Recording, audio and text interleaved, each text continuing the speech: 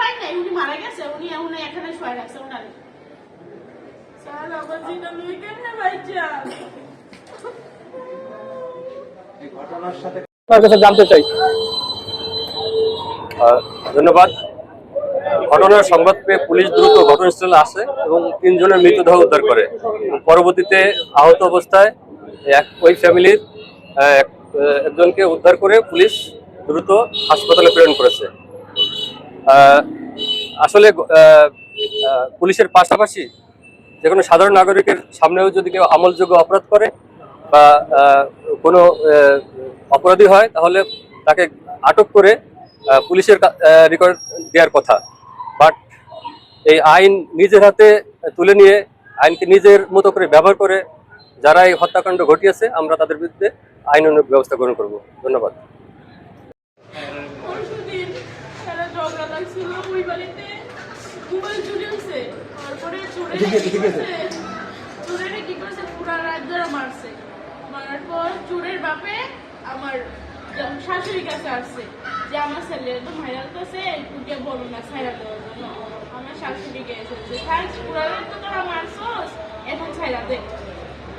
তারপরে হ্যাঁ কি করছে, তোর সময় সে কি করছে, আমার শাশুড়িরে মারছে। তারপরে আমার জামাইরা বা এখানে দোকান আছে, মোটরসাইকেলের দোকান। তো কতগুলা ছেলে এসে বলতেছে তোমার জামাইরে তো, আরে তোমার শাশুড়ি মারে তো মারতেছে। তো আমার জামাই কি করছে, গেছে। তারপরে মারে বুঝাইয়া বলতেছে আচ্ছা কাকা আপনি যদি আমার মানে মারছেন, থাক আপনি তো বড় মানুষ, আর মারে একটা খাবার না দিলে দিছে। ওনারা আমার শাশুড়িরে ছেলে বুঝানো করতেছে। আমার টাইমে কি করছে, মানে যে বেড়া মারছে আমার শাশুড়ি গায়ে হাত তুলছে, উনার নাতি কি হচ্ছে, আমার জামাই এই জায়গা বাস আছে না, বাস দিয়ে আপনার এভাবে দিচ্ছে।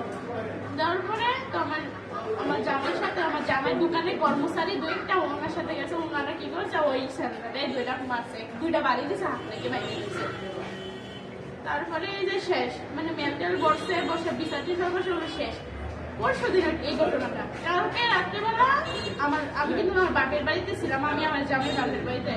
কালকে রাত্রেবেলা এই যে বাসির মানে দোকানদার বাসির ফোন দিয়ে আমার জামাই বলতেছে যে তোরা তো সকালটা হইতে দে, তো তোরা ফ্যামিলি যতগুলো মানুষ আছে সবাই মাইরালাম, মাইরা পুলিশের রে ডিবি পুলিশ যারা আছে তারা রে 100 কোটি টাকা দিলাম, দিয়া মানাইলাম বলতেছে।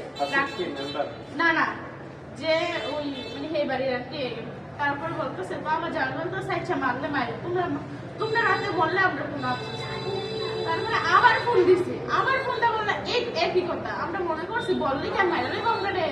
তো সকালবেলা আমার ননদ ফোন দিয়ে বলতেছে ভাই আমারও মাইরা লাইছে, আমারও মাইরা লাইছে, আমার বোনেরও মাইরা লাইছে।